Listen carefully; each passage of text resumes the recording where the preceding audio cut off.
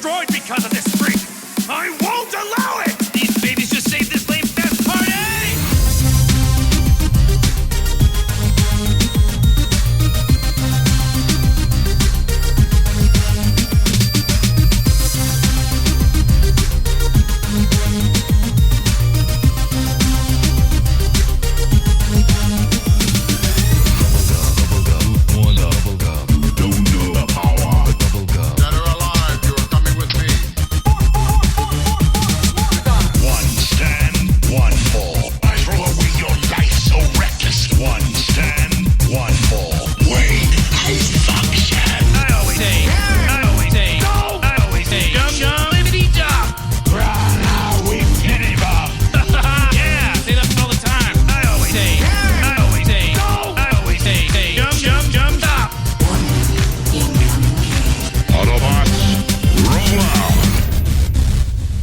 What's going on? You are listening to This Week in Geek.net. I'm your host, Mike the Birdman, but I'm not alone as we're getting ready to welcome spring in just a couple of weeks here. It's actually a lovely day here in the city of Guelph, Ontario, but I'm joined by my compatriot, my brother, my best friend, and the guy who makes sure everything works in the back end when I can't. Alex, the producer. Yeah, I remember when I used to run some of the back end for this nonsensical website, and I knew about 60% of what I was doing. Yeah. You knew enough not to break it, but not Pretty enough much to know what was actually happening. And that between you and Blanchard at the time, it was not a very well organized back end. Yeah, it was just like I knew enough not to mess with it, and I'd had systems that had been in place and were very much outdated by 2012. It was fine in 2000. From what I could see, it was fine to store all your MP3s as like 6-character named things in 2007 when you didn't think you were going to have more than 50 episodes of a show. Yeah. Fast forward like 1,300, 1,400 episodes later, and you can't just store it all in one directory. It was very poor naming. And to his credit, Steve Megatron was a lot better at keeping the background. But then remember, he only did like some things when he was co-hosting. So I noticed that anything he hosted with you was actually stored and labeled and remarked and just overall better. But there was a gap of like 3 or 4 years where it was Blanchard and you mostly just doing stuff, and it's nothing against you. It was great content. It was not great record keeping. Yeah, and it's only in the last couple of years that I've become really anal about this is our naming convention. I mean, and this is like definitely inside baseball right now, but when I create files now, I recreate certain things. Like it's supposed to be released on this date, it's this show, it's this, that, and the other thing. We're starting to get a uniform thing now, because like me and Alex, we do record some evergreen content, and we try to make it not obvious, but sometimes we have to make sure we name the files properly so we don't accidentally release something that's supposed to come out during the summer, like next week. It's happened a few times where, it's a bigger issue when it's like embargoes, like when you're told, hey, you can have a review, but please, we ask that you don't release it till, let's say, the 18th of a month. And then you put it out on the 12th and you get an email from the company. They're like, hey, what the fuck? And you're like, oh, no, I didn't have it in a folder. So now, in the last several years, we have it set up so that if there is something that is time sensitive, you store that temporary file in a folder that says, do not release before this date. Yeah, exactly. Like we've got a whole system. And that's actually something to actually kind of talk about. We can't tell you what we're currently working on in regards, but me, Alex, and I think Ken are working on a pretty big title that does come out very soon. We're playing it across 3 separate platforms. We can talk about it. We can. Oh, we can. We can say, yes, we can't reveal our thoughts on it, but we do have Assassin's Creed Shadows, and we have it on all the major platforms. Yeah. So I'm playing it on PC. You have it on PlayStation. Yep. And Ken is playing it on Xbox, and we're all mostly playing it in our own ways. So what does that mean? That means we're each altering the difficulty settings to suit ourselves and for accessibility, because they give you all the options for that. I'm playing it in what they would call like the guided mode, which is sort of a traditional game where there's pointers out. Ken has stated he's playing it in the non-guided mode with where he doesn't get any hints and it's more of an exploration game. So that could take way longer for him to beat. Yeah, for me, I'm playing it more. I play almost every Assassin's Creed game and every Ubisoft game in a very similar fashion, where I work my way around the map to clear things out. Very much, I approach Assassin's Creed like I play a Far Cry game. Doesn't always work out the way that I want it to, but I can say I'm having fun, and that's kind of nice. Yeah, I'll say this because we can't really talk about any direct content. Your method is your method. My method is what I call the four corners. On a map, I will go to all four corners and find whatever safe houses or quick travel locations that I can in those areas. Even if you're really not supposed to be there and it's really super dangerous and terrifying to go to the certain areas, I will get basically the four corners covered so that eventually when I am naturally brought to those areas based on storyline, I already have a safe house ready to go. Yeah. But yeah, so that's all we can talk about for now. Look forward to that sometime in the next little bit. Other than that, I guess just to kind of bring you guys up to speed, because we're not going to spend too much time on this, but as an update from my personal life, well, it's that time of year again when Mike's wheelchair breaks, and I am currently under house arrest temporarily for at least 3 to 4 weeks. I'm only allowed to take my chair out for extremely necessary events or anything considered medically necessary. So I do have a symposium I have to attend at the end of the month, and I have a gaming convention, but considering I'm literally traveling less than 150 feet for that, it's okay, I guess. But that doesn't mean I'm at the Storm games anymore, so I have to do all my hockey stuff from at home, which really kind of sucks because we're coming right towards the end of the season. But I might get the chance to go to the awards banquet because I can schedule it after the game, so it's not so bad. Nice. But yeah, so that I'm looking forward to. So hopefully that'll get dealt with. I do have an Amazon wish list for anybody who wants to help me out relieve the boredom. I actually had a friend of mine send me something off that list, and this is really cool. I got Blade in 4K. Oh, that's cool. Yeah, that's very nice of them too. Yeah, so big thanks to Justine for doing that. So this is something, it's kind of funny that she got that for me because I was talking with JT, and now that I have tons of time to do nothing but read and do other shit, we're actually going to do the Blade movies because he really liked Morbius, and we did our Sony Spider-Man show. I don't think that's come out yet. I'm not sure. Has he had his head checked recently? Did you see that he likes Morbius? Yeah, well, he likes the character of Morbius, but not the movie. Even I don't mind the movie, to be honest with you. The movie's rough, but it's not as bad as some of the others. That's true. Yeah, exactly. So I was thinking, why don't we do Blade? Because, without Blade, we would not have the modern MCU. And even with his appearance in Deadpool and Wolverine, which took me by total surprise. So we're probably going to do that. So I'm glad I got Blade in 4K. I just have to get Blade 2 and 3 at some point. I think they're on one of the streaming services. If not, I might have older copies somewhere here in the house. But yeah, so that's been really nice. So yeah, if you want my Amazon wish list, just reach out to me on social media and I'll share it with you. I'm not putting any pressure on people, but people been really good to me before in the past. So, other than that though, haven't been playing too much other than playing Assassin's Creed Shadows. I did just recently get the new WWE game, which considering we just had Elimination Chamber down in Toronto with heel John Cena, which is ridiculous.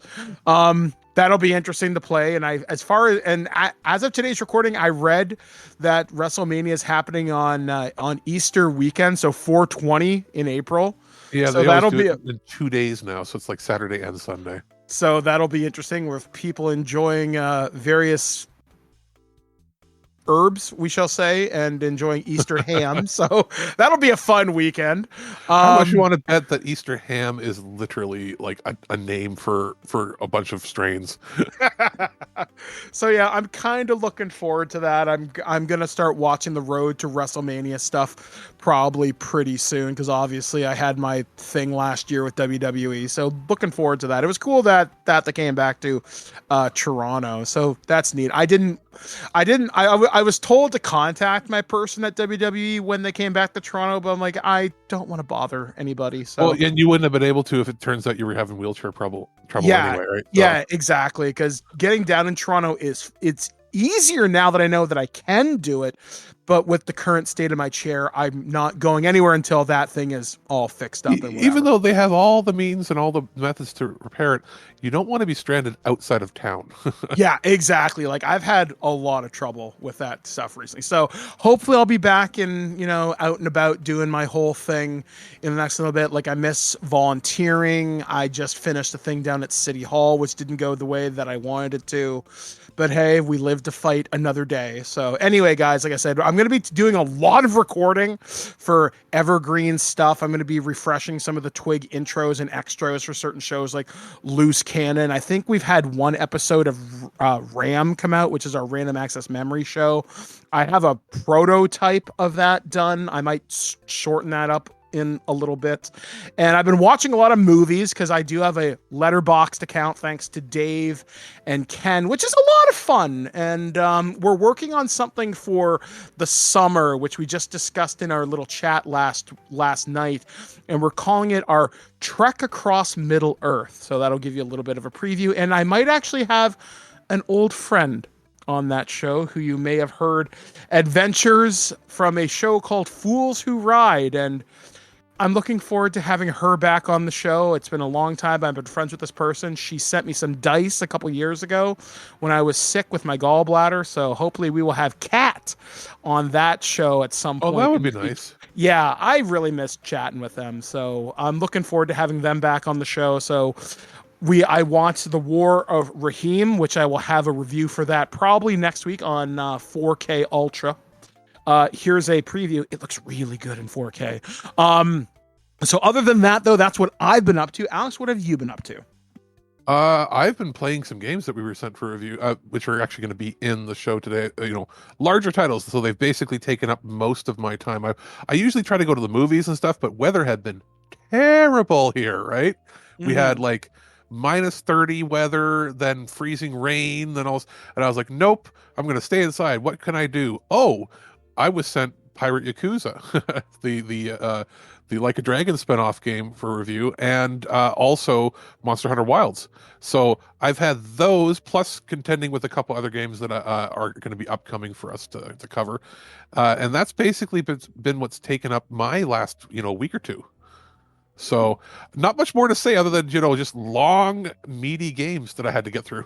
Yeah, so we will have all those and more here in this show. Plus, I will have a review from our friends over at Warner Brothers Home Entertainment of the David Fincher classic with Morgan Freeman and Brad Pitt, Se7en. So I'll be reviewing that here in this show. But guys, we're going to dive right into things. So we're going to take a listen to one of Alex's review. We're going to put Pirate Yakuza right here as we go off to the island of Hawaii, which I really kind of wish I was there right now. Well, I don't know. With the way things are, I don't know. But you know what? I want a good poke bowl from an official good person out on the island. So, hey, we'll catch up. So anyway, we will be back right after this, right here on thisweekingeek.net. Most places in the world, people would clap for that. We ain't in most places, though, are we? Welcome to Madlantis, Captain Majima. A sanctuary from petty laws and regulations. A place that light can never reach. You must be quite the busy man, Captain. Before long, we'll all be off to the races. Anchors away!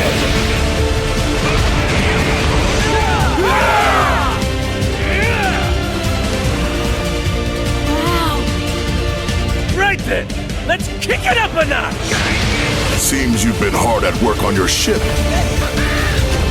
That ain't good. Men like us use every dirty trick we can to get the upper hand, don't we? You and me can't help but feel like we have a lot to discuss. The cannons of Madlantis forgive no offense. Fire!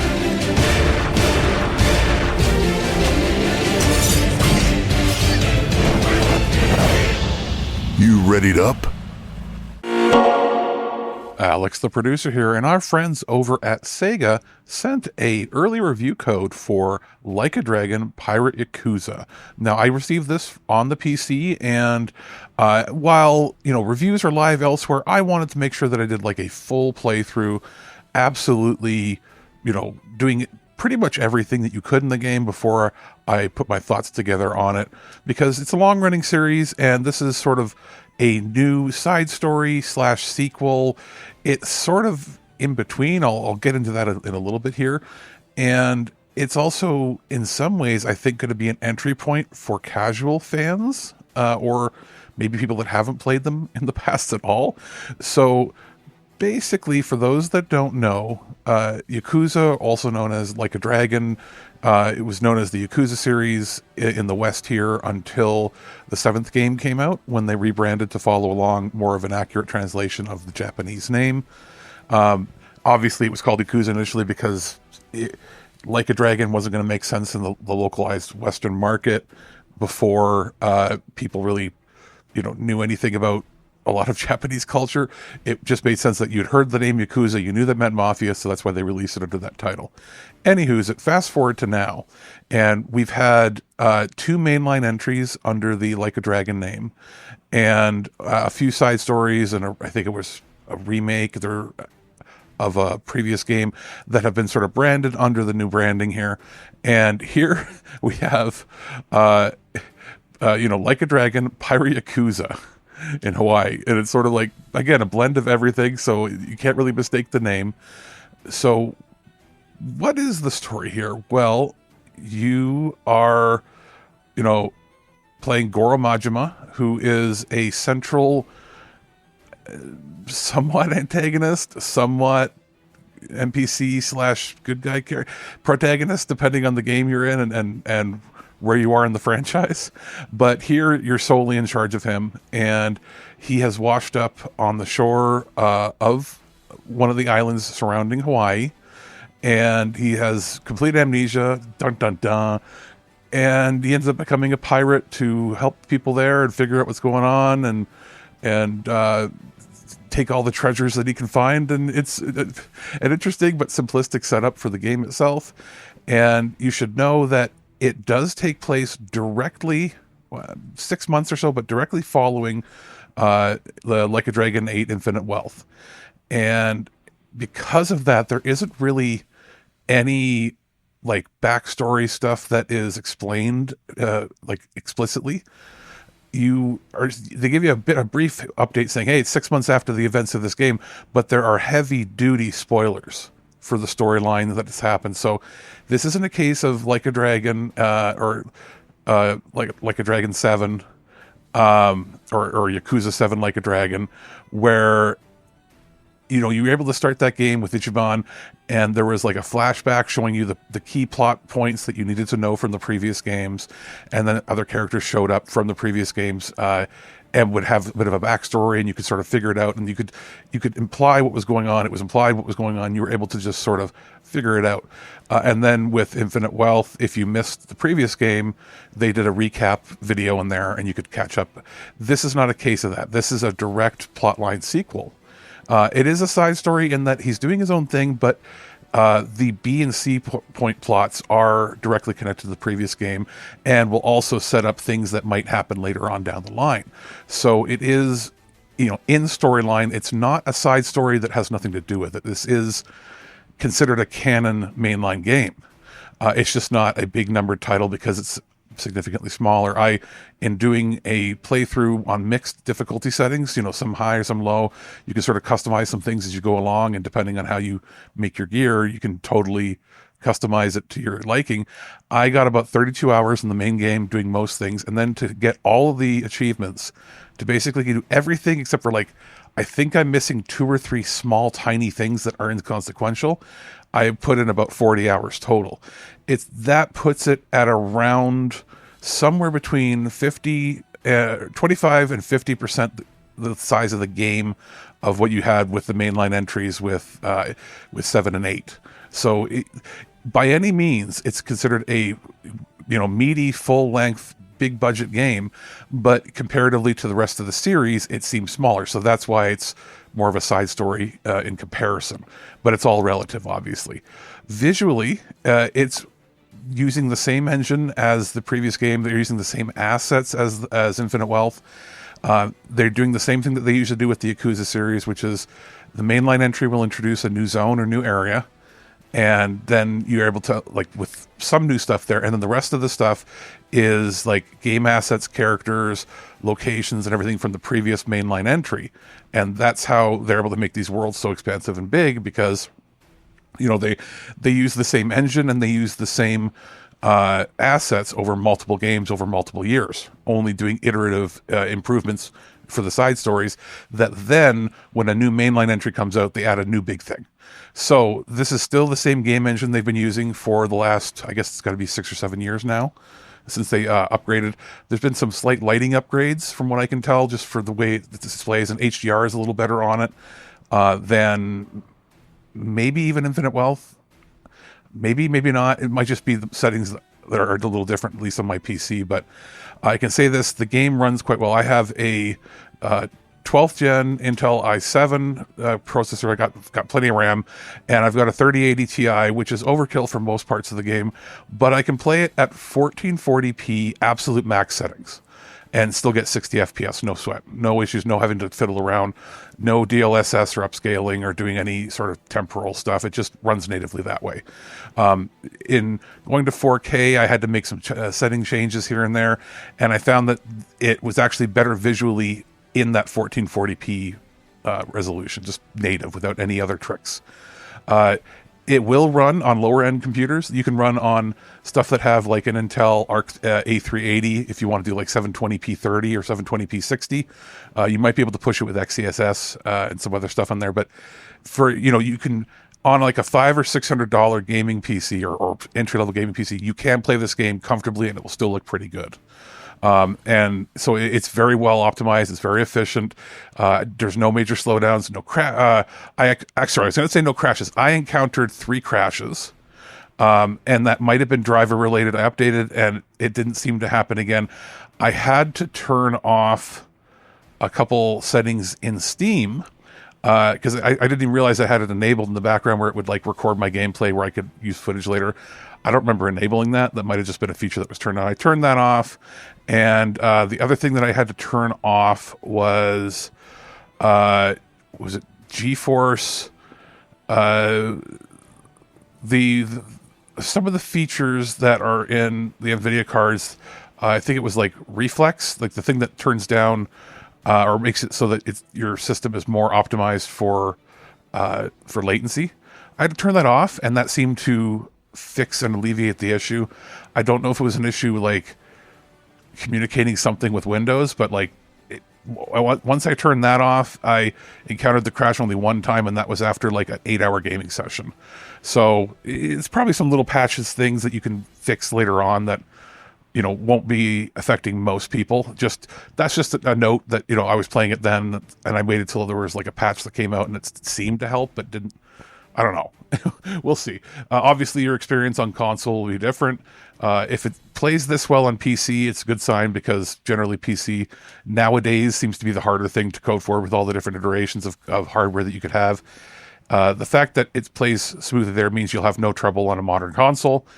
Gameplay is super fun. What you end up doing is the gameplay loop, after you get your introductions and you learn how combat works, which is action-based, not turn-based like the previous 2 games, you get sort of the pattern of being able to switch between styles of the traditional Majima fighting style and then the Sea Dog style, which is where he's dressed up as a pirate.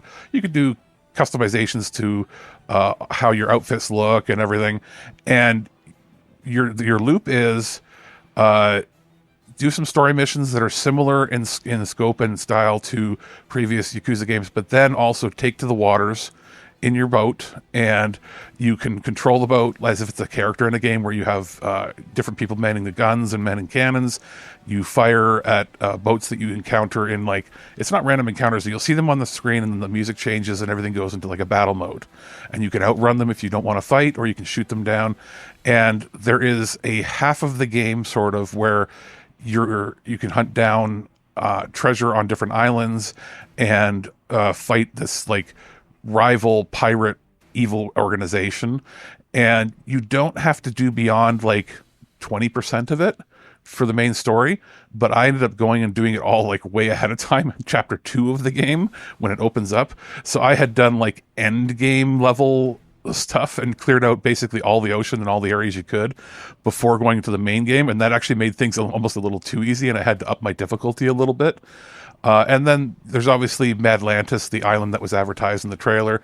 It's like a hub where you can go for like Coliseum battles and do some mini games, batting cages style things, card games. They're, instead of having like the Sujimon Pokemon style thing that they had collecting game in Infinite Wealth, what you have here instead is the ability to recruit people for your ship that you can assign to the ship to do different tasks when it comes to your naval battles and boarding battles.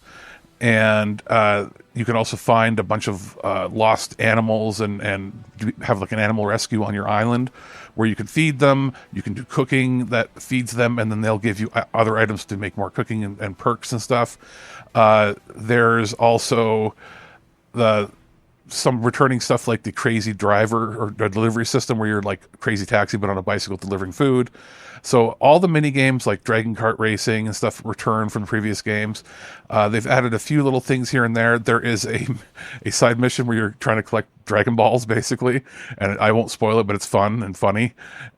You also get like a grappling hook at some point where you can look around town and find areas where you can grapple up and find treasures and things. So they do keep the world map interesting to go through.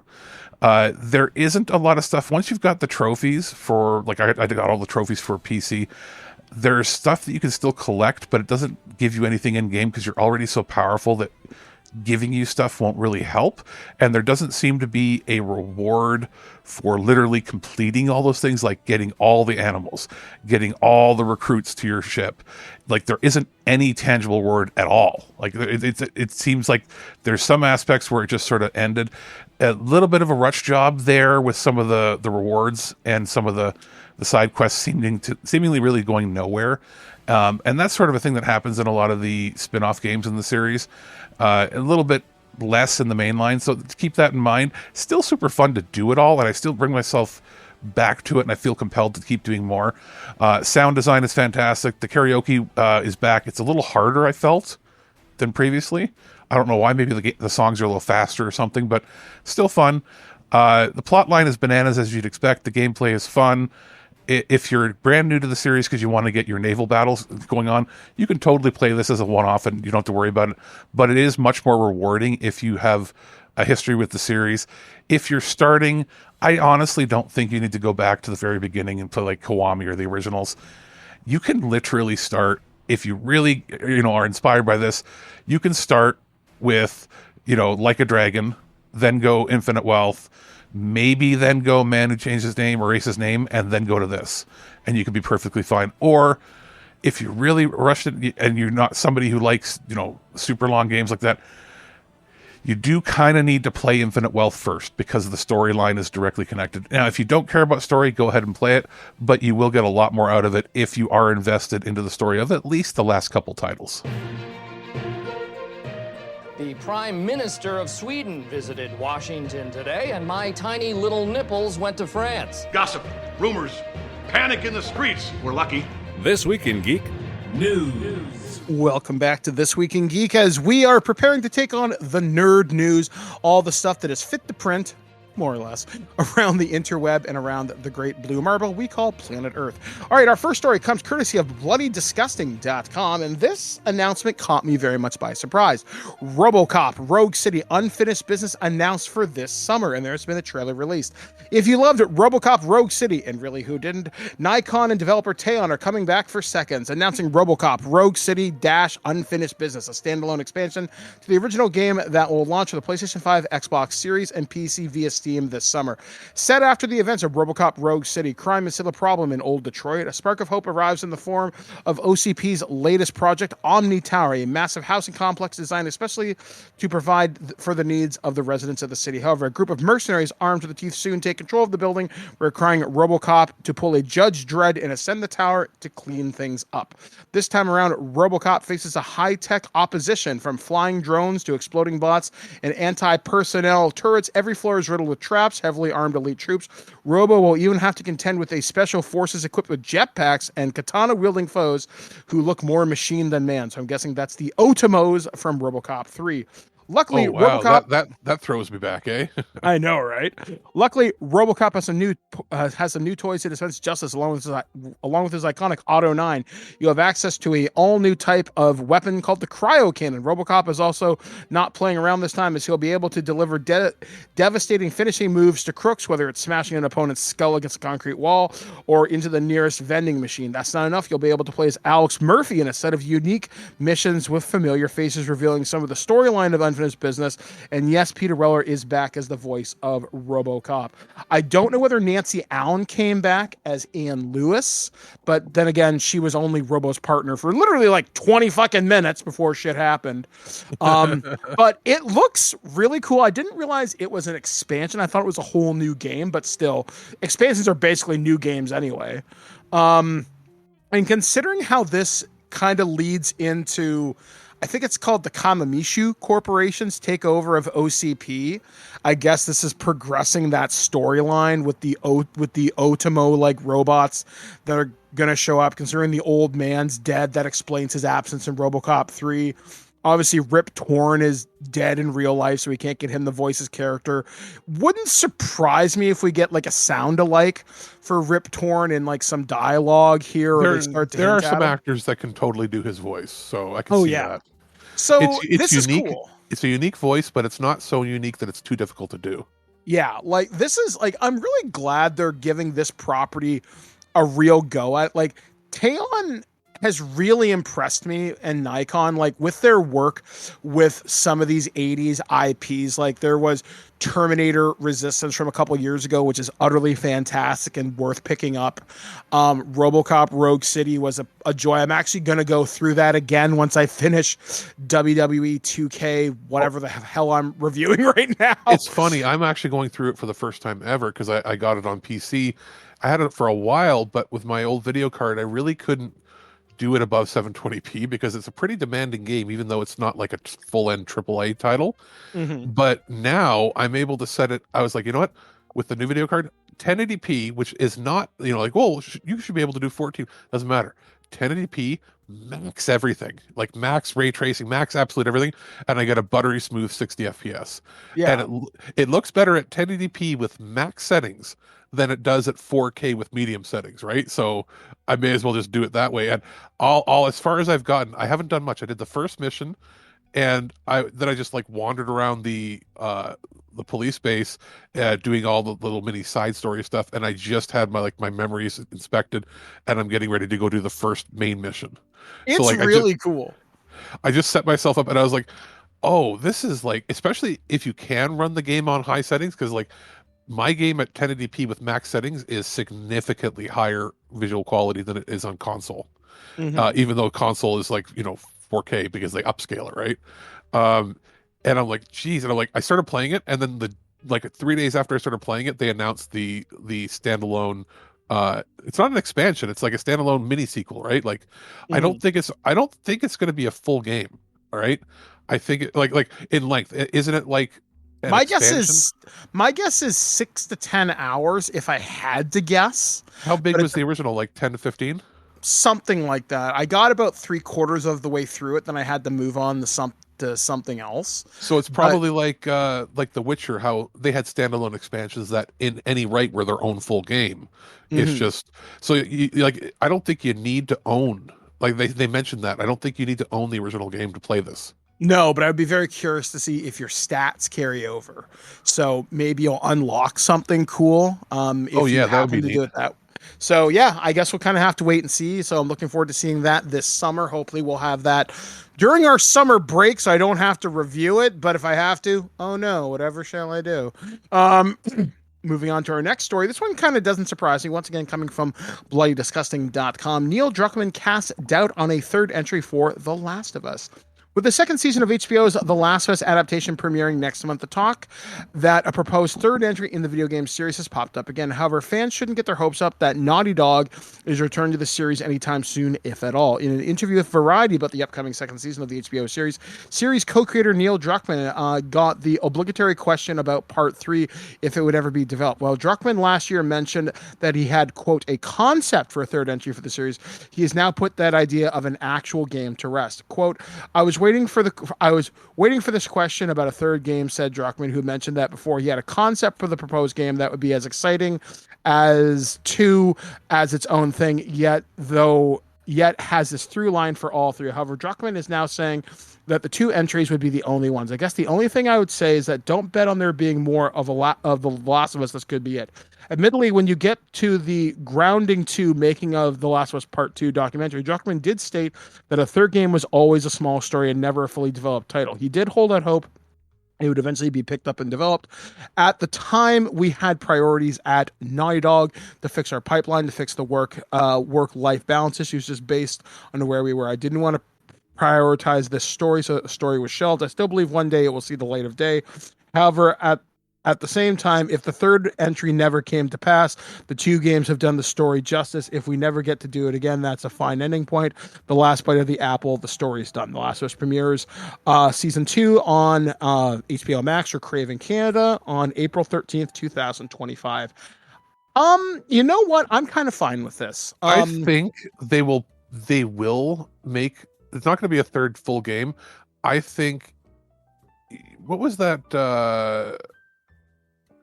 What was the game? Okay, it would be longer than the prequel expansion-y thing. Remember they did was that they integrated that in the main game of the remaster, right? Or the yeah. I think it would be, what was the shorter game for Uncharted? Oh, Lost Legacy? Not Or something like they called that. It was the one with the 2 female protagonists. Yeah, I can't think of the name, but yeah, I know exactly the one you mean. It was much shorter, but still considered like a full retail release, I think. But it was like, I think it was $49 instead of $69 or $79 or something. I mean, so yeah. They might do something like that when the new console comes out. I mean, honestly, with the world of The Last of Us, I know Joel and Ellie's story and Abby's.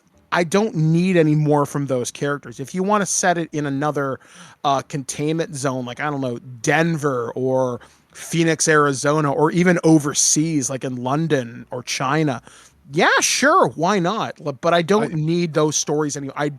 I know what happens to the characters that I care about. You can set more stuff in that world. That's fine. Kind of like, but I don't want them to do it like they did with, say, The Walking Dead, how there's like 30 different stories now that just happen to involve stuff. That spinoff, what you need is one anthology that covers, let's say, different continents. Indonesia, which was the, ground zero. Mm-hmm. That you do Indonesia, you do like France or someplace in Europe. You do South America, maybe. And you do South America. You do those 3, and then you have a 4th story that is taking place in Denver or something, and it's like around the people that are there. And what you do is you do it in a few chapters. 1 chapter for each on before the fall, 1 chapter of each during, 1 chapter of each at the end of what the events of the second game, or what parts of the world are dealing with at the end of the second game.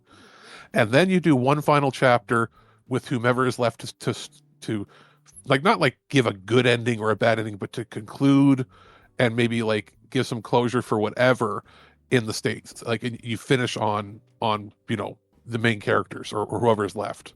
Yeah, like, because I like the world of The Last of Us. I mean, yes, it is gritty, it is dark, it is depressing. It's very dour. But it's incredibly well written. But the thing is, if you add more to Joel and Ellie's story, such as it is, you're going to dilute those characters. Now, in the first season of the television show, they gave us a lot with Bill, which was great. And they're doing that in season 2. They're going to expand some of these things to give us a little bit more, which is cool. I'm fine with that. But be very careful of going back to that well, because I don't think you're going to be able to repeat the same level of television with, Nick Offerman and Bill. that was meant to be a fairly unlikable character in the game, but the television show made Bill really likable. I don't think you can recreate that twice, and I don't want to see them do that. And I think Druckmann said for the TV show, they've got 3 seasons for sure, maybe a 4th, but that's it. The problem when you have a television show that runs too long, it gets stupid. Like Breaking Bad ended at a good point. The Sopranos ended at a good point. Yeah, The Sopranos is the only one that could have perhaps had a follow-up movie. And not like the prequel. I mean, an actual follow-up. But they now have waited too long, and most of the principal actors are starting to die or get too old. So, like, not every television show has to be Supernatural. It's ran for 15 seasons. Not every show has to be The Big Bang Theory, which went on arguably about 7 years too long. I mean, even sci-fi shows that you and I enjoy in the Star Trek franchise, you know, sometimes it takes series a couple seasons to find their footing, like with Star Trek seasons 2 or 3 are when series start to find their footing and get good, like DS9, Voyager, TNG, etc., etc. But sometimes when you don't have a definitive ending to a series and you just go through the motions, you get other things that aren't as good. And I don't want to see this turn into The Walking Dead, which, like I said, arguably went on way too long. And yes, the comics were still going on at that point, but even Robert Kirkman ended those comics, and we saw what happened with, you know, the characters in those worlds, and now we know what happened in a post-Walker society. Okay, fine, that's great. But with this, if you drag it out, you're gonna ruin it. And sometimes it's okay for stuff to end, because one really good example of this that I think of is when Buffy the Vampire Slayer was on TV. That was originally only going to be 5 seasons. And they had the end where Buffy dies, and that was it. And it was a good, succinct ending to the series. But then, oh, look, she's back from the dead. And oh, look, Nathan Fillion's the first evil. And now Willow's an evil psycho. Like, okay, cool. It's not bad. I only ever saw the first 3 seasons, as I think most casual people only really watch the first 2 or 3. The first 5 are there's some good stuff in every season, but I heard when they switched networks is when it went blech. Yeah, like there were good moments in those last 2 seasons. I'm not going to deny, like you get the musical episode, which is really fucking fantastic. You get some really good stuff with the evil Willow, the nerds becoming the bad guys. There's some really good stuff in there, but you could just tell, like, okay, guys, maybe this is not enough, or sorry, maybe this is enough. And when you look at a show like, say, Supernatural, which went on for 15 fucking seasons, you know, how many more vampires can the Winchesters fight? How many more times can they go to hell and come back? It can work when it's like a Monster of the Week, or obviously, well, procedurals. You can have 25, 30 years of a procedural because you're either ripping from the headlines or, you know, it's just Monster of the Week, Bad Guy of the Week. The sweet spot, I think, if you have a really good balance, is somewhere between like what Stargate and what Supernatural. Stargate went for 10, Supernatural went for what, 15. I think for those kind of shows, 12 is probably the sweet spot. I think for me, the most ideal run for a show is 5 seasons. And I know that sounds very counterintuitive, but if you can't tell a really complete story and wrap up a lot of character arcs in 100 episodes. But again, it depends. Like Stargate had the advantage of we can do whatever we want because we can travel to different worlds, fight the Goa'uld and the replicators or whatever. Star Trek has the advantage of it has the entire galaxy as its playground. You have to set yourself up for it. Whereas The Last of Us doesn't set itself up for anything beyond being a close personal story. Yeah, exactly. And those characters are going to age. Those characters are going to have their storylines concluded. And you always have to consider the possibility is those actors could die. Like I remember with Star Wars Ahsoka, we lost Ray Stevenson, who played the bad guy in that series. Now he's been recast, which is great. But still, that's, you know, does there need to be a season 2 of Ahsoka? Unfortunately. And it's nothing against anybody in that show. Cool. I'm glad we get to see more Thrawn and all that stuff. But I don't know, certain shows that, you know, tell your story in a succinct manner, but then again, you can look at Doctor Who and we're still doing that thing. So I don't know. But again, it has set itself up though, right? You replace the actors, blah blah blah. I don't think this could go, like, how much more sad can you make a story? You know what I mean? And also, it would be a cop out if you just made it happy. So there has to be closure without it just being too extreme in one direction or the other. So I think they have sort of written themselves into a weird spot. I think that The Last of Us should only continue as a TV show. Yeah, 100%. I mean, like I said, if we did get one more game, I want to see diverse locations. I want to see new characters. I don't want to see more Firefly shit unless you can find a reason to make it make sense. I mean, even with the Washington Liberation Front, the Wolves, okay, that kind of made sense. There's a story there. And even with Abby, there's a reason why she does what she does. Okay, fine. But I don't need, oh, look, we're the Fireflies. We need to smuggle supplies. Army bad. I mean, hell, maybe there's an interesting story. Maybe the U.S. government really did try, and maybe there's like a CDC team that really tried to fix things, but were hamstrung by whatever. So maybe there's stories there. Maybe there's parts of Northern Europe that weren't affected. Yeah, like the Scandinavian countries are so cold that the cordyceps virus never took effect there, or like fucking Greenland, right? Like it could literally be like they start listening to radio waves and they find out that like far north in Canada, like North Pole, there's research facilities where they weren't affected, and they're stuck because like nothing but polar bears can live up there. Yeah, and like you have that, and then you find out that like parts of like, because of the global fall, there's not really governments that are like trying to seize power or anything anymore, and like basically everybody that society has survived in Siberia, northern Canada, and Antarctica. Yeah, and Antarctica is the only place that like it's protected, blah blah blah, because there's no way in or out, and you could turn it into almost like a thing sort of situation where they know research is going well there, and they are very protective of what food and things they bring in, but recently they've gone dark. Yeah, and that could be an anthology story where you're like the final research facility that is fully stocked and has not been affected and everything is self-sustaining is Antarctica, and those in the North Pole area and like Siberia that are trying to find ways to get there. How do you get there and survive a trip?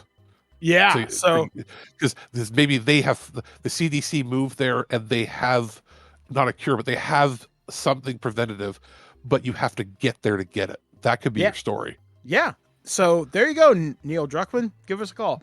So our but no, he's going to make it sad, and everybody has to murder each other, and everybody has to cry because his real life childhood sucked. So he's admitted that his real childhood was so traumatic that's why he made the story. And it's like, dude, do something different. And they're making that what was it, Intergalactic or whatever it's called. Oh yeah, right, with that cool spaceship thing. Yeah. So I don't know, maybe it'll be cool. I mean, I'm just happy I get more, other games. So moving on to our last story this week. This one comes courtesy of GameIndustry.biz. Acclaim relaunches led by CEO Alex Yosef. Game firm establishes advisory board of industry leaders, including professional wrestler Jeff Jarrett, who previously worked with Acclaim on the WWE titles. This is going to be a scam if he's involved. Yeah. Unfortunately. 90s game publisher Acclaim has been revived, supported by a team of industry veterans looking to support indie titles and, quote, reignite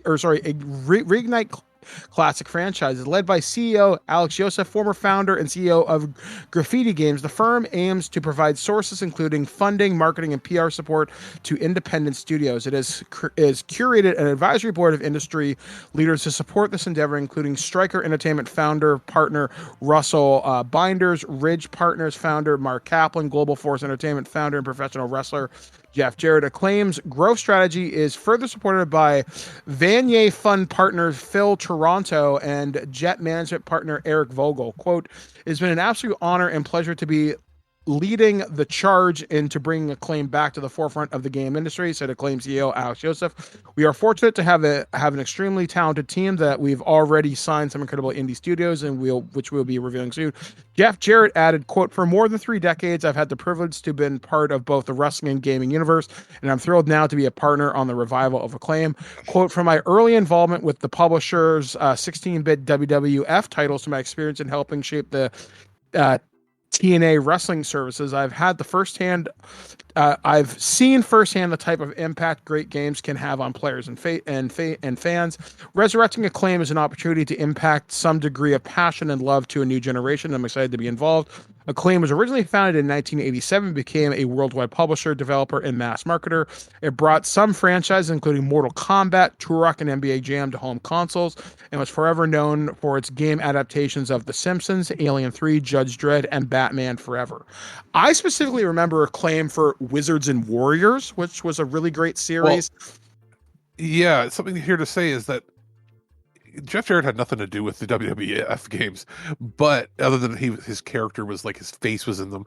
Now, he did have direct hands-on with the TNA game, and which it turns out was actually a decent wrestling game compared to stuff like AEW. I remember being at the launch for that. Actually, I was in Toronto at one of the X events because it was the only wrestling game I think on the Wii. I think it was like Wii and PS2 or something weird like that. I think I saw a build for the PS3. I think that's what I remember, because I remember sitting with... I actually remember this. The guy who was the dude for Gears of War, help me out. What's his name? Blazinski? Yeah, I remember sitting with Cliff Blazinski. Again, we just happened to be sitting together. We were like having a sandwich or something. And I'm like, hi, my name's Mike. He's like, hi, I'm Cliff. Hi, nice to meet you. I didn't know who the fuck he was. I've got a picture somewhere. But yeah, I remember the TNA game was on the floor. I remember DC versus Mortal Kombat was there. I think Gears of War 2, I think that was the title at the time. That was about 2008, 2009, something like that. But yeah, like, okay, cool, I guess. I mean, I'm glad Acclaim is coming back. I actually was on a social media platform. They're not really coming back because they don't own any of the games. They were a publisher, right? So they never made anything. Now, they did pay for some games to be made by studios. So it would be interesting to see if they end up owning the games that they funded, they didn't actually develop. Great. If it's just that they acquired the name, then it's no different than any other indie publisher. Yeah, I mean, I remember other titles that were under Acclaim were a lot of LJN titles, like Spider-Man in arcades, or Spider-Man and the X-Men in arcades, Revenge. They had like a lot of Marvel titles at the time. But yeah, I mean, Acclaim, I think all the Rare games, like Rare, were published by them before Nintendo bought them. Some of them, yes. I seem to recall they developed, or whatever, they were the publisher for a lot of the Simpsons games, I think mentioned in the article. So stuff like Bart's Nightmare, Space Mutants and all that, yeah. Space Mutants. Now, one thing, I'm kind of surprised no one's done it, and I guess I'm not at the same time. There's the publisher who did, we found them via Konami. But when there was the Teenage Mutant Ninja Turtles Cowabunga collection, by the way, go pick that up on PlayStation Plus. It's free right now. If you did a Simpsons version of that, I would be very surprised to see what titles would be included in something like that. And Acclaim should maybe consider talking to some of these people and say, hey, could we do something like this? Because I would do Bart's Nightmare, Bart versus Krusty's Funhouse, Bart versus the Space Mutants. People have wanted Simpsons hit and run for years. Well, they would probably go with all the 2D stuff initially. So like Bart versus the World, Virtual Bart. What was the other one? Bart's Nightmare. Yeah. And yeah, like that wouldn't be terrible if they did it and included a lot of behind the scenes stuff, because The Simpsons does have, I think, a pretty significant anniversary coming up. I mean, hell, if anything, if you said they were gonna, now obviously it's a Konami title, but if you could republish the Simpsons arcade game, which has been delisted since I want to say 2000 2014. You can still download it on your PlayStation if you have bought it, because I have a PlayStation 3 that I got from you, actually, that I specifically went and downloaded all my PSN titles that I owned. It's sitting in the closet somewhere. Yeah. But still, like, there's so much potential here. I think they also did all of the Alien and all of the Predator games, and I think all the Terminator games. I don't know about all the Alien games, because I know post 2000 that went to Rebellion. No, I'm talking anything in the 90s and 80s. They did all of it. The only one that would be worth republishing, if I really had to say, it might be Alien 3 on the Super Nintendo, because it was a really well done Metroidvania type that's game. LJN. So under the LJN, because Acclaim made LJN as their sub brand. So that's all they wouldn't want to put LJN on anything new, because it's just. But I think that would be kind of a great gag. But yeah, you're probably right. The LJN Classics Collection, aka stuff that you throw into a fire. But I could see them doing that. I'm just going through their list. They did all the WWF stuff. Back before 2K and whoever else took over. It was 2K, but before 2K, there was somebody else that did it. Ukes or whatever? Well, Ukes is the developer, yeah. And looking at it, they had like Wolverine, Bloodshot, Rise of the Robots was terrible, Demolition Man. They did a lot of licensed properties that they would not be able to get, likely, or it would cost too much. Simpsons might not be as expensive as you think, because I don't think Disney would care as much if they put together a decent collection. Like if they had, if they outsourced it to Digital Eclipse or somebody to put together a collection, or M2. Yeah, because like we've seen how well those selections got, and we've reviewed those titles here on the show. Like I remember when we got the Disney Afternoon Classics collection, that we had the Jungle Book, Lion King, and Aladdin in one collection, and all the different versions of it, because people do want these titles for portable systems like the Switch. We do want these titles preserved, and hell, we just got Epic Mickey re-released for some fucking reason. So why not? I mean, if you've got the capacity to do it, if the licenses are not that expensive, I guarantee you'll get your licensing feedback relatively easy. So why the hell not? Remember, they used to do the stuff from Iguana, like the Turok. Yeah. Now Turok is coming back completely on its own, separately. But like they published Extreme G, a bunch of N64 racing type stuff. Yeah. So there is cool stuff. There's stuff that I know has other licensing deals now. Like Bust a Move is not going to come out from them. Taito would do it on their own or through Square Enix, their parent company. So like there's a lot, but like it looks like Probe Entertainment, they did a lot of stuff from them. So they did the original South Park game on the N64. Yes, they did. I forgot about that. And I remember owning the home ports of all the Mortal Kombat games. And I know Warner Brothers is looking to make money from their studios right now. Okay. And they did have their own studios. I just looked. Acclaim Studios Austin and Acclaim Studios Salt Lake City. Turok Rage Wars was done by Acclaim themselves. NBA Jam 2000 was also theirs. And then they had Acclaim Studios London, which did Armorines Project Swarm, if you remember that game. That was a weird title. If you saw the cover, you'd understand it. And then they did ECW games, wrestling games. Like, so they did a bunch before they basically fizzled out in 2004. They came back as like an MMO company for like 6 years, and that basically fizzled out to nothing as well. So looking at their stuff, they do have, you're right, Wizards and Warriors was their first big series. Yeah, and I loved that game. And everybody who owned a Nintendo, much like finding a copy of Jurassic Park in your house in the 90s, everybody had Wizards and Warriors Iron Sword with fucking Fabio. Iron Sword was the only one. Everybody had that, and nobody beat it. Yeah, like I tried to. It was really fun, but it was hard. Even if you used Game Genie codes, you get to the end where there's the sun and the moon coming around, flying around, trying to hit you. You're like, what the fuck is this? You'd spend 3 hours there, turn it off in frustration, and then just walk away and I'm never going to play this again. And then like 2 days later, you're like, I'm going to play some Iron Sword. Now, I'm going to throw a fucking thing that you probably don't even remember. Do you know that Acclaim used to have its own television show? That's right. Once upon a time. A full show? Yep, a full show. It was called the it used to, I can't remember the precise title, but it had a cartoon, an animated segment called The Power Team. Its alternate title was Acclaim Warriors, featuring Tyrone from a basketball game. I can't remember. Is this because Acclaim at one point had purchased Valiant Comics, right?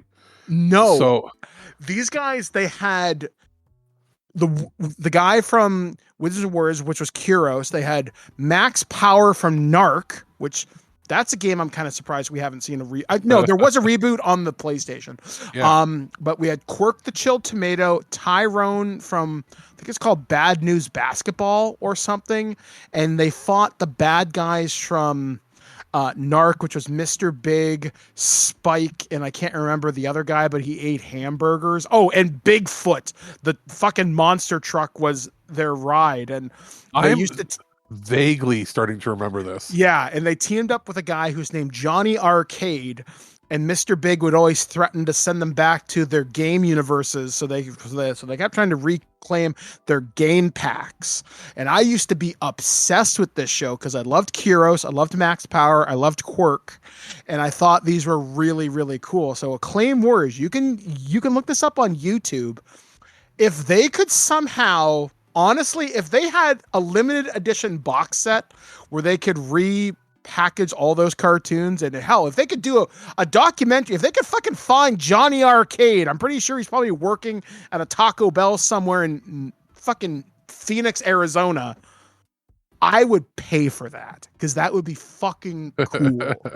But yeah. So their studios basically made wrestling games and licensed properties, but so they wouldn't own it, but they did have a few. Software Creations was theirs, and that was, and they purchased it. Software Creations made Bionic Commando. Yep. They did Sky Shark, World Games, Magic Johnson's Fast Break. That's actually not a bad game. Mm-hmm. Solstice, which is the game that has the crazy music in it. Target Renegade. And also has the wizard holding the green potion, and it was one of the weird isometric games on the NES. I remember that. So looking at it, like of the 3D era, they made a bunch of wrestling games, and they owned Iguana, which is the company that made Turok. They don't own Turok anymore. No. But all those games have been re-released anyway under other companies' licensing, but they might have access to the stuff that they made under software. Like they had a few other studios, but they did license stuff that they actually made themselves that they completely owned. Was the stuff that they made under Software Creations that was renamed Acclaim Development something or other. So they made. I'm looking at stuff that's not licensed, right? Pictionary, no. But Solstice was one of them. Treasure Master, that's another great NES title with great music. Plock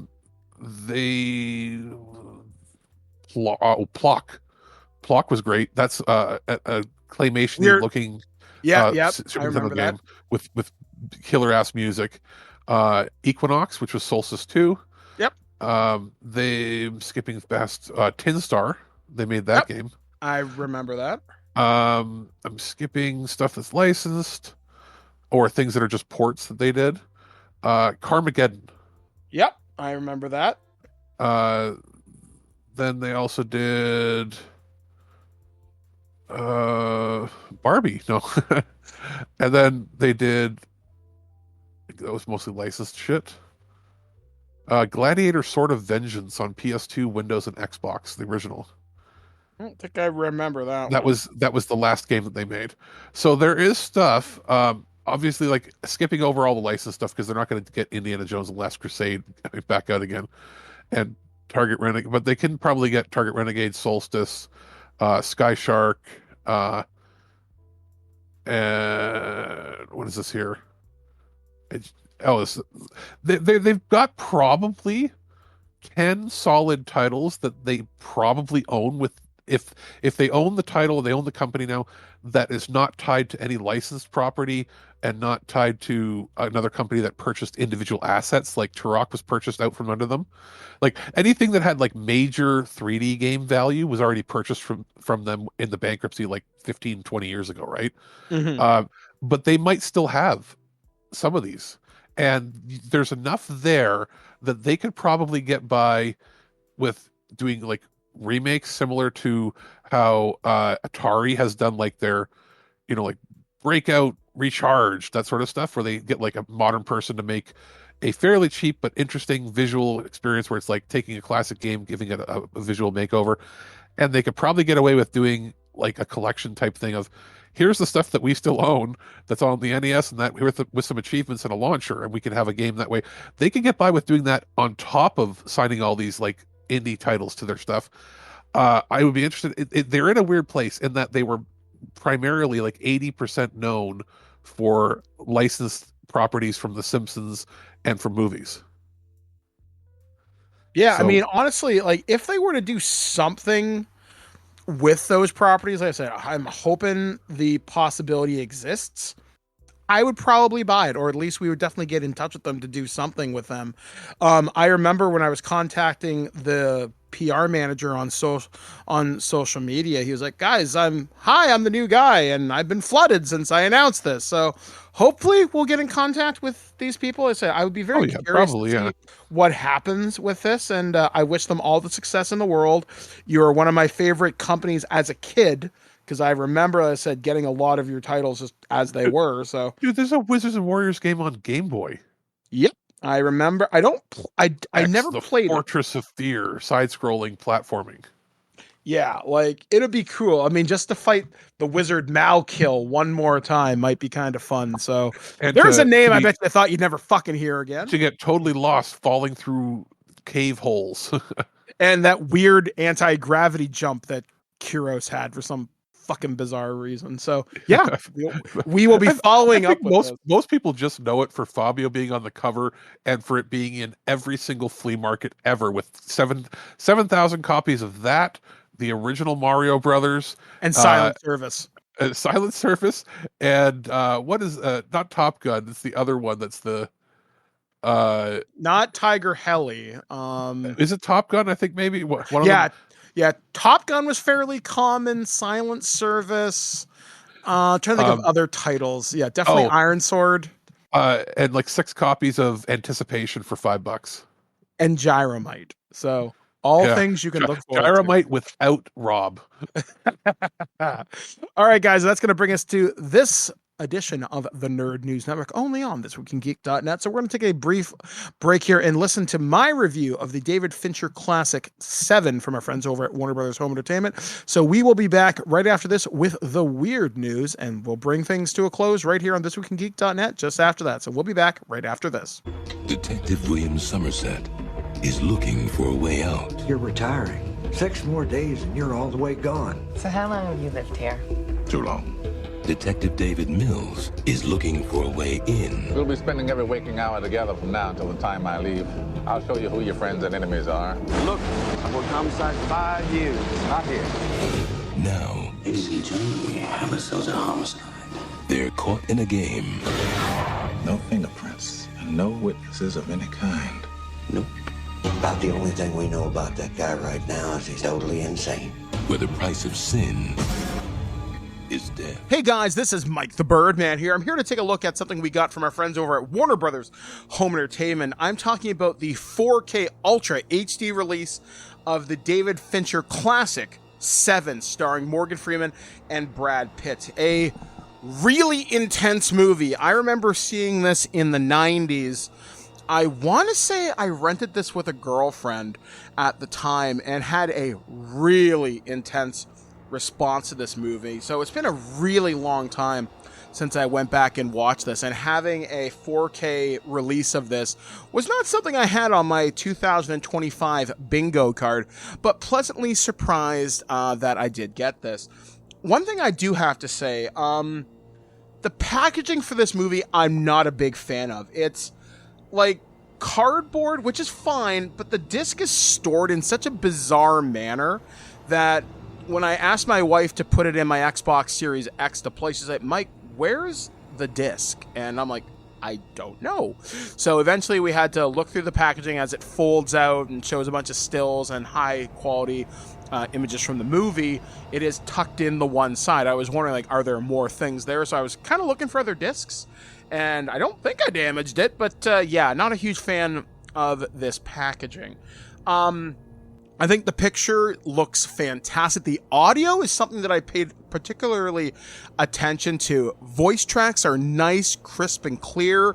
In the opening of the movie where they're outside in the rain, you can hear how the rain moves, but it's never overpowering the voice audio when you hear Morgan Freeman and Brad Pitt talk. And then hearing like the pulse pounding Trent Reznor. Can't remember the name of the song, but you'll know it when you hear it. So I was like, wow, that's really, really well done. The movie itself is outstanding. If you haven't seen Seven by now, go see it. But serial killer, 7 deadly sins. Are there some problematic elements in this? Well, yeah, you can't really get around that. So, you know, buyer beware, as they say. However, that being said, I decided to take a look on Amazon, and I wanted to see what some other people were saying with this. And it does seem to be that a number of people are having disc problems with this, where they're having problems with the picture. Discs wouldn't work. They were having multiple people were returning the disc, at least from Amazon Canada, from what I've been able to gather. Yet, when I did further research into this, I can't seem to find too many other people who reported the same problem. So I'm wondering if it was just a small issue with the first run of these discs. So I might say, when you buy this movie, if you choose to do so, maybe keep your receipts from wherever you happen to order this from, be it from a major retailer like Amazon or Walmart or whatever. Watch it through. Hopefully you won't have any problems, but I don't think replacing this would be too big of an issue. In terms of special features, from what I can tell, because I've never owned a previous version of this movie, again, according to research, it does seem like most things were brought over from previous releases, and a lot of the special features are in standard definition. There's nothing here in high def, but there are multiple commentaries. There's stuff that goes into how this movie was restored, which is kind of nice, and that's like at least 20 minutes or so, how they went through the process of changing the audio from a theater experience to a home theater experience. And you would expect someone like David Fincher to have a really keen eye and ear for how his movies are restored. So yeah, this was a pleasant surprise. And as of this recording, I seem to recall theaters in my local area were actually playing this as part of like a David Fincher month or something recently. So I guess this movie's celebrating a rather significant anniversary or something with the director.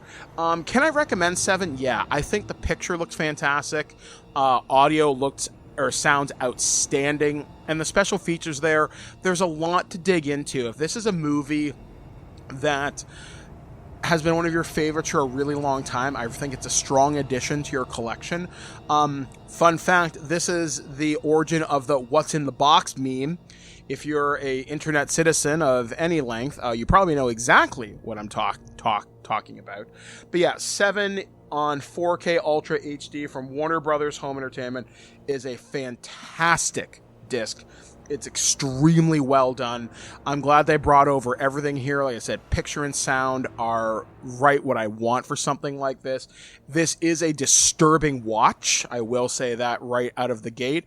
But if you want a dark and intense thriller detective story, then you're really going to get a career-defining performance, I would say, from Morgan Freeman and Brad Pitt.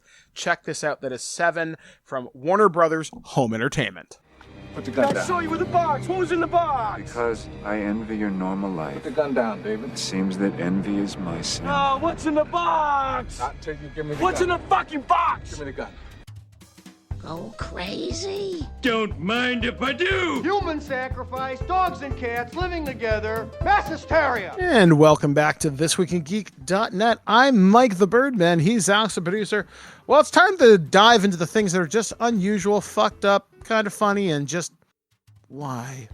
And today we're going to start our first story with a Why? This comes courtesy of comingsoon.net. The Powerpuff Girls live-action trailer has leaked. Says cartoon, quote, whitewashed us.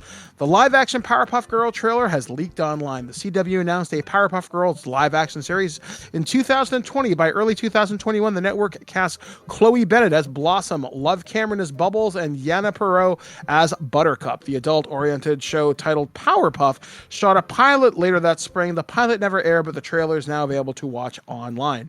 What happens in the Powerpuff Girls trailer? Well, I'm going to tell you, unfortunately. The footage begins with Professor Utonium, Donald Faison, creating his superhero family, the Powerpuff Girls. The girls served of the protectors of Townsville. However, the girls dealt with teenage problems as they aged, including anxiety, stress, and alcoholism. As teen girls, they accidentally kill Mojo, who is a human instead of a monkey. After the incident, Blossom ran away. Buttercup became a firefighter, and Bubbles pushed fame on the streets of Hollywood. 7 years later, the girls are, quote, disillusioned 20-somethings with no interest in crime fighting. With Mojo's son Jojo as mayor, the girls reluctantly reunite to face a new evil. The trailer even pokes fun at the cartoon, with Buttercup saying, "It whitewashed us," the group. The production on the pilot began in April 2021. By May 2021, the CW scrapped the pilot but announced plans to retool the series. In August 21, Bennett had exited the series. Powerpuff stayed in development for the next 2 years before officially being canceled in May 2023. The Powerpuff Girls are based on Craig McCracken's animated series for Cartoon Network. The live-action series stemmed from the writers and creative executive producers Heather Beignet and Diablo Cody. Maggie Kelly directed the pilot, and Warner Brothers Television produced the failed series. Have you watched this fucking trailer? What the fuck? It looks like a porn parody. It looks like a what you would do like in 2000. It looks like one of those goddamn reviewer meetup videos that you used to be in. Oh fuck! Don't remind me. Yeah, it looks terrible. I mean that in all seriousness. It looks like YouTubers got some money and they wanted to do a sketch where they get some of their famous friends together to make a sketch. Yeah, it looks like high production porn parody, or like a really well done, and I use that word in extreme quotation marks, Saturday Night Live or really high level Mad TV. It looks terrible. It looks like the Power Rangers fan videos where they're like, hey, we got some money, so we got Jason David Frank to do it, and it's like it's him versus Scorpion or whatever. It's like, okay, cool, that visually looked better than this. And then but yet the acting and the quality of the camera work, the writing was terrible, and it had some names attached to it where you're like, this could be good. And I'm like, is this literally like a proof of concept? No, that's clips from a fully filmed multi-million-dollar pilot.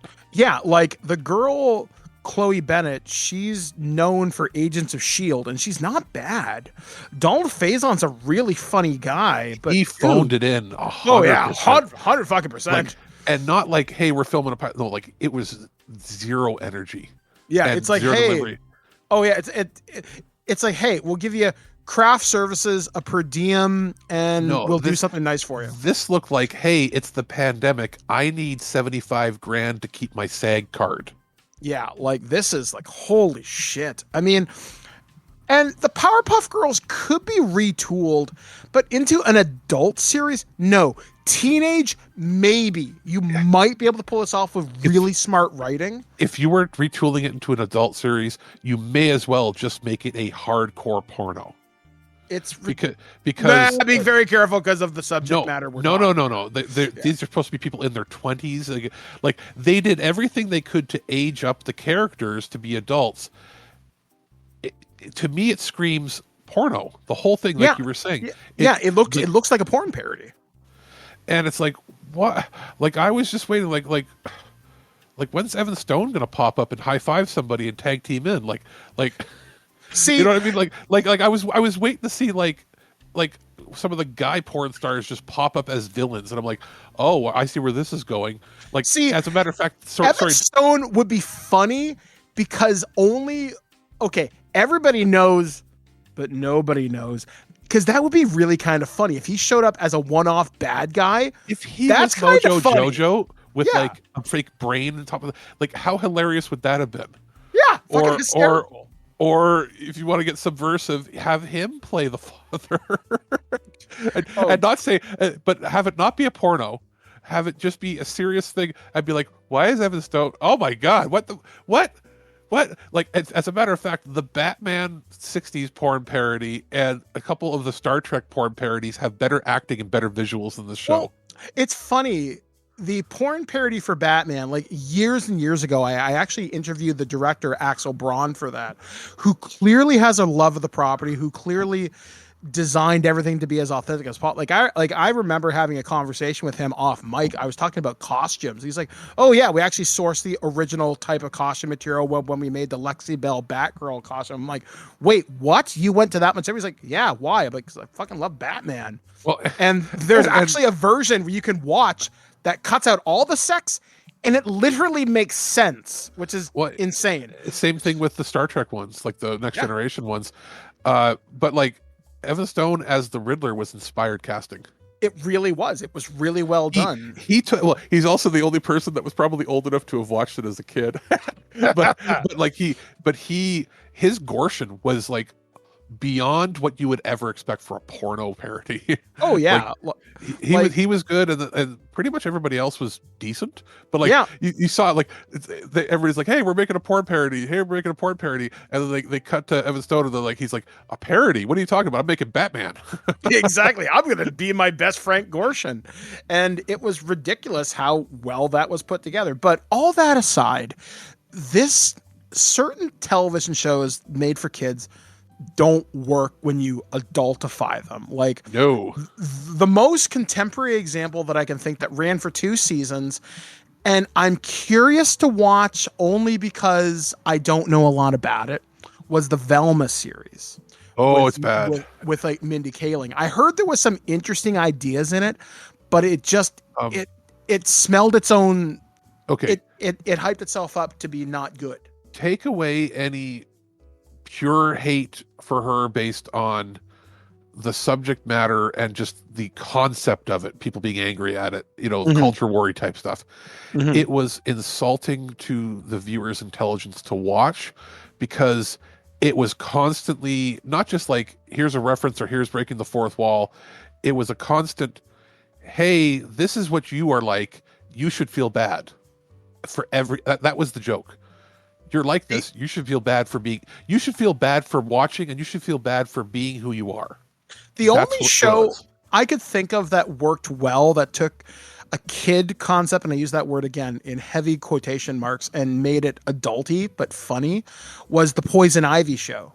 I thought that show was actually really fucking well done, and Alan Tudyk as the Joker and all the stupid humor in there. It was really well liked. I think it's still running. I'm not 100% sure.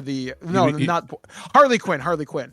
Yeah, like that show I thought was actually not too bad. It got better after the first season. And I guess the argument can be made that those were not strictly for kids anyway, right? Like, there's not a lot that you like. I can't think girls of really like even like Dexter's Lab wouldn't work. Like, they don't work. They work because they're over the top, ridiculous. They're children in a children's situation. Mm-hmm. The only show I could think of maybe you could do, and I think they are retooling this, is Kim Possible. They did do a live action movie. Okay, fine. Yeah, the kid from the Goldbergs, great, whatever. It looked pretty neat.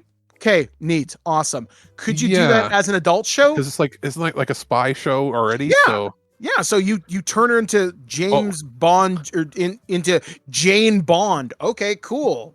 They've done it a couple times where they went halfway. Like, they adultified it, but still made it family friendly-ish, but then had some jokes and some innuendos and things that would be more appropriate for adults and not for kids. Maybe like Nancy Drew? Dora the Explorer movie. Yeah, and honestly, that movie wasn't bad. No, the main actress was good, and she's the one that's pregnant that gets killed in Alien Romulus. Yeah, like that took me forever. I'm like, where do I know you from? And you looked at me and went, swipe or no swiping. I'm like, get the fuck out of here, really? Yeah, yeah. There's that. The other, I'm trying to think if there's other ones that have worked you know what? Rescue Rangers was not a bad job. Yeah, that was surprisingly well done. of again, not for adults, not like they didn't take it and then just make it like sexy, blah blah blah blah. And no, they adultified it by making it. The explanation being that the show was for kids, but these people were real people. You know what I mean? Like the meta, it worked for the meta of it, but it doesn't work for a lot. Like very few children's programs that are specifically children's programs, not family programs. They don't translate well when you change the premise for adulthood. Yeah, like it's hard to do it and do it right. There are a few people in Hollywood I would trust with doing it. I would trust Adam Goldberg to do it. I think he could do it. I think Seth Rogen, look what he did with the Ninja Turtles, and that turned out okay. Like he did it different. He ageified it. He took it for being for children and made it for teenagers, which was just a step up slightly. Yeah, so there are ways to do this properly, but introducing Powerpuff Girls with alcoholism, I mean, clearly there would have been some kind of a sex storyline later. Wait, you know what would work? There is one show from the Cartoon Network and all this stuff that would actually work that wasn't made for adults, but was made for kids, but would work as an adult dark comedy type thing. Johnny Bravo would work. Johnny Bravo could be really friggin' funny if you got the right casting in a very talented writer's room. And you made it really tongue-in-cheek and really nasty dark with the comedy. You could make that as an adult comedy show. Yeah, I mean, and especially with all the, I'm not going to dive too deep into this, but having Johnny Bravo exist in this culture war society and having him learn how to adapt to that could be kind of funny, actually. That was my thought. They Encino Man him. He's frozen and unfreezes. Yeah. And he unfreezes, and in his head, it's the 90s by way of the 1950s still. Yeah. I mean, that could work. Actually, you know what's weird? It's funny you mentioned Johnny Bravo. I saw a guy on Facebook and he was cosplaying as Johnny Bravo, but he was this black guy. But he captured every mannerism, and he was at an airport somewhere in the States, I guess. And he was like, "Hey man, don't touch my hair." And the security guard's like, "But I'm not going." He's like, "Yes, you are." And it was so ridiculously in character. I'm thinking, honestly, I want that guy's Johnny Bravo because he was everything you would ever want. Give me some sugar, mama. And then, person gives him a kiss and he's like, whoa. And then it turns out the person is trans. That could be the joke, that he doesn't get it. But then when he hears it, he doesn't care. He's like, you're still cute to me anyway. No, he's like, whoa, deep voice you got there, ma'am, and he walks away. Like him being oblivious to the world would work. Think like Johnny Bravo is an R-rated Mr. Magoo. That would work. Yeah, and you just have him learning to understand the world that he was a part of doesn't exist anymore. Now he has to adapt. Yeah, again, under the right circumstances, the right writer, and if you had the right people working on this could be really friggin' funny, and it would be kind of a neat social commentary saying, hey, look, if a guy like this can learn to accept everybody and still be as happy and accepting of everybody, then why can't you? You can go dark places where he meets up with some guys who are dressed like him, and they're all like, we're macho men too, we're hanging out and all this, and it turns out it's like the Proud Boys, and he's like, hey, what are you guys talking about?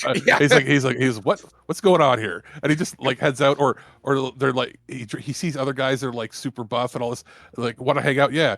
And he goes to a gay bar, doesn't realize it's a gay bar. He's like, you guys are really good at dancing. So where are the ladies at? And they're like, yeah. See, again, and then they go over there, and then it's just a group of trans people, and then it's just like, he goes and hangs out, doesn't really, like, you could do a lot of funny stuff with Johnny Bravo as an adult show, but that's the only one, because the premise, even though it was a kid's show, was about a guy who thought he was a ladies' man who wasn't. Yeah, exactly. And again, as long as it's handled with care and not punching down, it could be really funny. And maybe he makes a new best friend or whatever. Yeah, it could be really great. So, hey, who knows? Because right? I'd like to see Rocco's Modern Life done, but like, it was already kind of an adult show. So like, there's a lot of like, there are shows that are quote unquote kids shows that would be good as a remake or redone. Like Duckman would be hilarious. Oh my God. Like you could do it a couple different ways. You do it as a cartoon like thing, or I just picture Jason Alexander wearing a beak and just walking around, and that's the show. I mean, I would even pay for a 5-minute short as him as Duckman, literally dressed as Duckman. That'd be great. Honestly, I'm kind of surprised a CW or not. Duckman meets Howard the Duck, and it's like the whole episode is just them going to the store to rent porno. All right, so moving on to our next story. This story comes courtesy of people.com. And oh wow, this is an older story, but that's fine. It's February 6th. I guess you thought it said March. Whatever. It's still cute. There was an update on one of them, so I don't know if it got the updated thing, but still, regardless. Yeah, still funny. So, hotel guest returns to room and finds it taken over by a, quote, grumpy seal in need of, quote, beauty rest.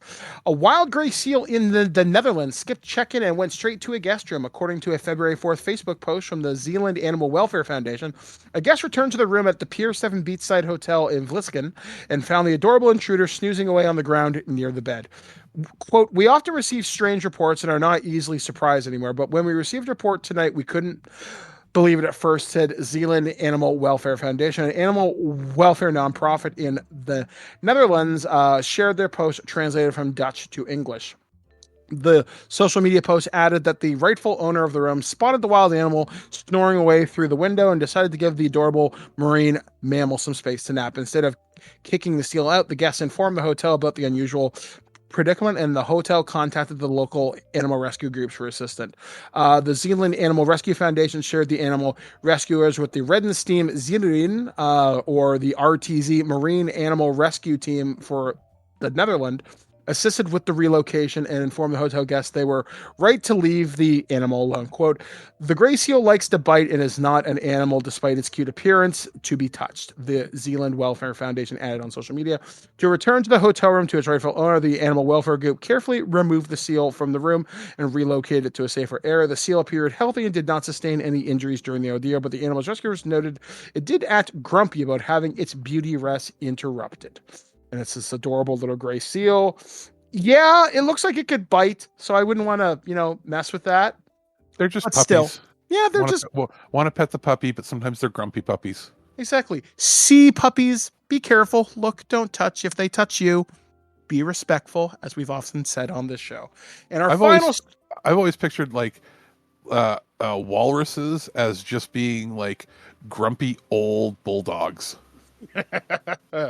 Or like I can see that. Or like a basset hound to be like, "Roar, roar, leave me alone, I'm old." And as promised, we do have an update to a story that we reported on a couple of weeks ago. So according to MSN.com, the Pokemon-shaped Cheeto sells for $88,000 at auction.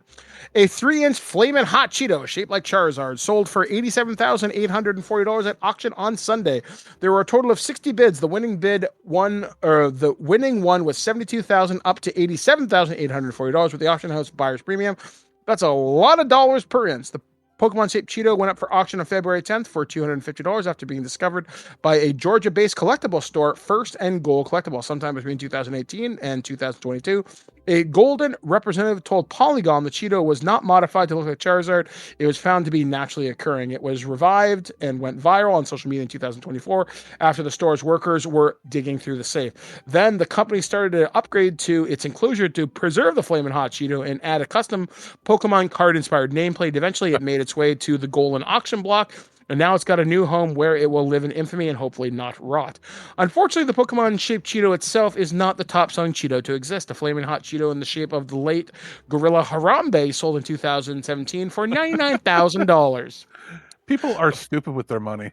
Yes, they are. The Flamin' Hot Harambe Cheeto was about 1.5 inches long per USA Today, meaning the price per inch beats out Charizard 2. However, it's unclear if anyone actually bought the Harambe Cheeto. In 2017, the sellers said the winning bid ended up backing out of the deal. There may not be many Cheeto connoisseurs out there, but there are obviously some. Frito-Lay itself used to run a Cheeto museum for uniquely shaped snacks, but it seems to have abandoned the idea. It apparently gave an award of $150,000 in prize money to the people who submitted the top 10 best Cheeto shapes. Now the Cheeto inspectors among us must take to eBay or the auction house for a Flamin' Hot payday. People are fucking weird. I mean, I've come across some weird shaped stuff. In fact, side story, my next door neighbor likes to buy those cheese things from Costco, those big cheese ball containers that are like ridiculously huge. Oh yeah. I use them to store dice, and when Halloween comes around, I buy the individually wrapped gummies, and I'll fill one of those things, and that'll last me like 6 to 8 months, right? Because they're wrapped. Who gives a shit? So Liam found, you know, the Cheeto. That's what I can't think of another word. The cheesy flavored snack. Whatever they sprinkle on the corn snacks to make the cheese. Sometimes when miracles happen, they gather the flavored seasoning and it hardens into a Cheeto of its own, a Cheeto made of pure seasoning. And Liam gathered all these together, and he got one, and he presented me with a bag.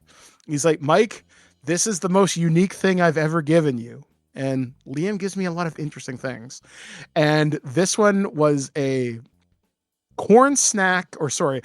dust that was preserved into the shape of a Cheeto. And he's like, you should eat this at some point. And I'm thinking, no, but it's like when a 3-year-old present, I made this for you. And you're like, yeah, oh, it's and then they look at you and they're like, please eat it now. And you're like, well, there is that spot in the back of my mind thinking, I wonder what a snack made of pure cheese sneezing might taste like. But also in the back of my mind, you ever danced with the devil and eaten a Dorito that's entirely dust? Yeah, that does some wild stuff to a digestive system. Both. That's why I'm afraid. Lower. Like, I'm terrified. But it's interesting how I've seen people talk about pieces of bread shaped like Jesus. I've heard, obviously, now we have Pokemon shaped Cheetos. I remember potato chips that had the image of, again, Christ on them. And as you said, Alex, people are really weird with their money. But hey, if that's what you want to do with $87,840, all the power to you, I guess. I guess it's better than spending it on cryptocurrency. So at least this you can actually hold for however long it lasts, unless it's in an airtight vacuum. I don't know how long this thing will last for. I don't even know how you would ship that safely, because even the vibrations could shake that thing apart. Right? Yeah. I would. Yeah. Yeah. So, like, you're not going to trust FedEx with your $87,000 Cheeto. You'd literally have to go to the store and pick it up. And again, unless you have like a shock-proof container, I'm putting way too much thought into this. Like, I don't know how you preserve this. You would have to vacuum seal. Not even vacuum sealing. What you'd almost have to dip it in lucite or something and just like put it in like amber. Yeah, basically. Like, I don't know how you safely preserve this thing. Like, you would literally have to get like a science, like a bunch of really smart science people to say, hey, I want to preserve this, but it has to be airproof and shockproof. Because if you don't, like I said, a wrong vibration could shake this thing apart. So, I don't know. Then your investment is gone. Man, fuck this. Anyway, that's what I have for you this week. So we're going to take our final break here on This Week in Geek. And we're going to take a listen to Alex's review of Monster Hunter Wilds, I believe. That was sent over to us from our good friends over at Capcom and Sony. So we'll be back right after this, right here on thisweekingeek.net. Enter a vast world seething with untamed life. Here, roiling monster hordes await. Among them, savage monarchs of vibrant ecosystems. And the White Wraith, once thought extinct. The time has come. Prepare yourself for the maelstrom of the fight. The ultimate hunt begins. Monster Hunter Wilds. Go wild. Capcom. Monster Hunter is a series that I've never really just got, if that makes any sense to anybody out there. I know what they are. I've sampled them here and there, and it had never really clicked with me. And I had been, sort of keeping my eye on the background of, the development of the last couple of titles. Because, I remember Worlds came out and it was a big deal. I tried to sample it. I was like, this is kind of neat. But I don't know. I don't get it. I don't get the idea of it, like of what's appealing to it, where it's just like you're just constantly going to monsters. Maybe it's because I'm also not like an MMO player, and I had gone back and played them. I'm like, I don't get it. Until it was last year when I checked out Monster Hunter Stories 1 and 2 when we got review codes of them for the holiday gift guide, when they had most recently ported them over to other platforms. And I was like, okay, well, this is a little bit more up my style, traditional sort of JRPG with the story elements and the world and lore and everything of Monster Hunter. And I was like, okay, so I'm kind of hyped. I'm kind of psyched for this. And we were given the opportunity to check out Monster Hunter Wilds. I was sent a review code on the PlayStation platform, and I'm glad that I did, because I've had a pretty good time with it. This is obviously the open world for the first time, not just like individual zones being opened for it. It's the first time that they've done this. It's still using like an enhanced version of the RE engine, which, we'll be honest, we'll start out with some of the negativity aspects.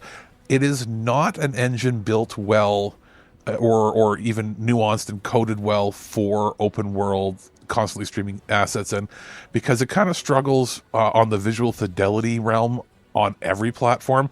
So I thought it was just me, playing it initially. I was like, this looks kind of like 2013 or 2012 or even older graphics with some of the textures, even though I'm playing it on a PS5. And I'm like, it can't be just me. And then I find out that, yeah, PC is even worse off. So they've had some issues with the fidelity of it, which can probably be patched, because we have seen other RE engine games look absolutely fantastic on every platform.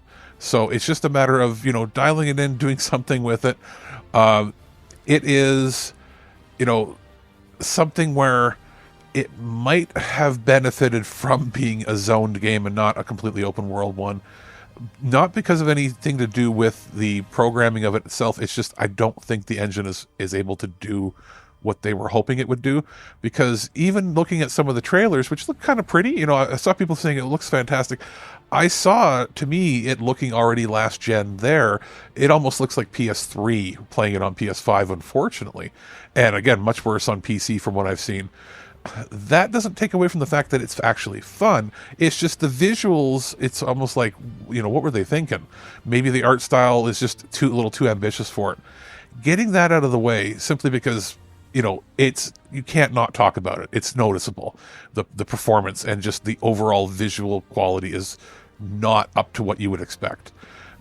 Again, maybe if they patch it, it'll be fine. Maybe they can do something with it. But as it stands, it is not going to be, a visual feast. It has ambition to all hell. It's amazing that way. Controls, I had a pretty good time, learning it, playing it. I haven't done enough to say that, this is not like an exhaustive multi-100-hour playthrough. This is me playing enough to go, hey, I'm going to continue to work at this, but I am probably going to wait till it's patched a little more. Now, it does feel like a nice, breathing, living world. It does not have the stiffness that I found in previous titles when I tried to sample them, or the MMO aspect where it felt disjointed and stilted. This feels, like a proper open world game. And I think it might be the first time that Capcom's ever done it at this scale, for sure. Now, it has much more cinematic moments than I heard from previous titles. So this is what really allured me in, and how it was the allure for me specifically, is that it is actually, presented with really dynamic and cool, cutscenes, in-game engine shots. The characters are more dynamic than they've had in previous games. You feel a connection to everybody. It is a lot to explore and cover, to the point where I'm probably going to be sampling bits and pieces of this over the next year, off and on, because I feel that personally, this is a game better played, even though it's an open world game where usually you want to conquer everything all at once. I feel this is a game that is best explored in multiple 1 or 2 hour chunks at a time. And for the amount of content you have here and the stuff that they're going to be supporting with it, you probably have a year's worth of content to go through. There was a lot of sacrifices, as I said, made to make it just open world and make it work in the visual and performance perspective. I hear people say that it's the easiest in the series. That's probably true. I found that for me as a relative newcomer, only having sampled previous ones, the balance is right. This is the game that'll hook in, I think, a lot of people. So if you're like brand new to the series and you're like maybe afraid of playing them because you thought they were too daunting, this is probably the game to start with for you. Just know that, if you're going to try to get it on PC, from what I've seen, because I haven't played it on PC, but from what I've seen, it's a resource hog to the point where it's troublesome to get running and look good. So your probably best bet is getting it on PlayStation or on a console platform, simply because it's a dedicated piece of hardware. They can patch it easier for specific visual settings, and there are patches on the way to make it a little more visually appealing, because there are some moments where this looks like a PS3 game, but it definitely plays like a fun modern PS5 game. And I think this might be the Monster Hunter game for new fans, and old fans that are coming into this are just hyped already as it is. So if you're unsure, maybe watch a YouTube video or two and then maybe dive in, because I think you'll have a pretty good time. Those magnificent bastards! Color me kooky, but something very odd is going on around here. You're not allowed to talk anymore. And welcome back to This Week in Geek.net. Thank you for joining us here on the show as we've run the gamut from exciting things by returning to old Detroit, who has a cancer that is crime, to the surprisingly neat announcement of Acclaim coming back, and finally, what you two can do with $87,000 and 840 of that can have a Cheeto shaped like Charizard. This is the dumbest timeline, but I'm glad to be a part of it.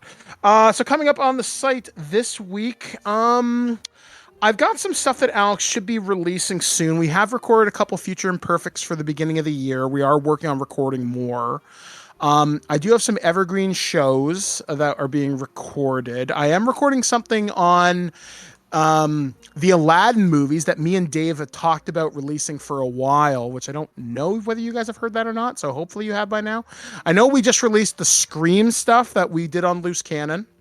We're also going to be doing, like I mentioned at the beginning of the show, we're going to do the entirety of the Lord of the Rings franchise, which I'm actually kind of looking forward to, which I think should be a lot of fun. We are going to have a long-form prototype closer to the release date of Assassin's Creed Shadows once me, Alex, and Ken have had a chance to work our way through it. I do have a review coming of the newest WWE game from 2K.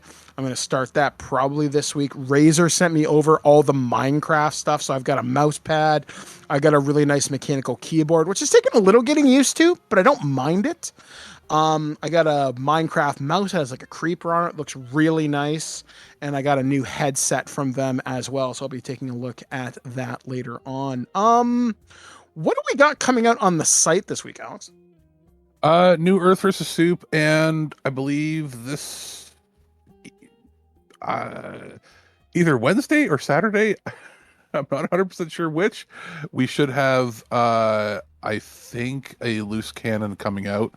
I'm not sure exactly which one. I'll have to go through our list of stuff that, as you said, we've got a bunch of stuff ready to go. I have some reviews that I'm working on. I've also got a headset.